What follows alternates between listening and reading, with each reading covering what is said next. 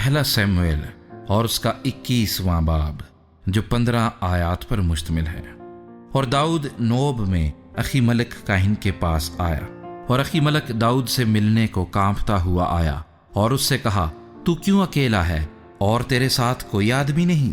داؤد نے اخی ملک کاہن سے کہا کہ بادشاہ نے مجھے ایک کام کا حکم کر کے کہا ہے کہ جس کام پر میں تجھے بھیجتا ہوں اور جو حکم میں نے تجھے دیا ہے وہ کسی شخص پر ظاہر نہ ہو، سو میں نے جوانوں کو فلانی فلانی جگہ بٹھا دیا ہے۔ پس اب تیرے ہاں کیا ہے؟ میرے ہاتھ میں روٹیوں کے 5 گردے یا جو کچھ موجود ہو دے۔ کاہن نے داؤد کو جواب دیا، میرے ہاں عام روٹیاں تو نہیں، پر مقدس روٹیاں ہیں، بشرطے کہ وہ جوان عورتوں سے الگ رہے ہوں۔ داؤد نے کاہن کو جواب دیا، سچ تو یہ ہے کہ 3 دن سے عورتیں ہم سے الگ رہی ہیں، اور اگرچہ معمولی سفر ہے تو بھی جب میں چلا تھا تب ان جوانوں کے برتن پاک تھے، تو آج تو ضرور ہی وہ برتن پاک ہوں گے۔ تب کاہن نے مقدس روٹی اس کو دی، کیونکہ اور روٹی وہاں نہیں تھی، فقط نظر کی روٹی تھی جو خداوند کے آگے سے اٹھائی گئی تھی، تاکہ اس کے عوض اس دن جب وہ اٹھائی جائے گرم روٹی رکھی جائے۔ اور وہاں اس دن ساؤل کے خادموں میں سے ایک شخص خداوند کے آگے رکا ہوا تھا، اس کا نام ادومی دویگ تھا، یہ ساؤل کے چرواہوں کا سردار تھا۔ پھر داؤد نے اخی ملک سے پوچھا، کیا یہاں تیرے پاس کوئی نیزہ یا تلوار نہیں؟ کیونکہ میں اپنی تلوار اور اپنے ہتھیار اپنے ساتھ نہیں لایا، کیونکہ بادشاہ کے کام کی جلدی تھی۔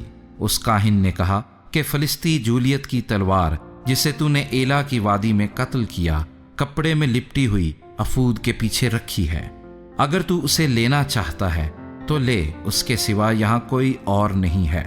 داؤد نے کہا، ویسی تو کوئی ہے ہی نہیں، وہی مجھے دے۔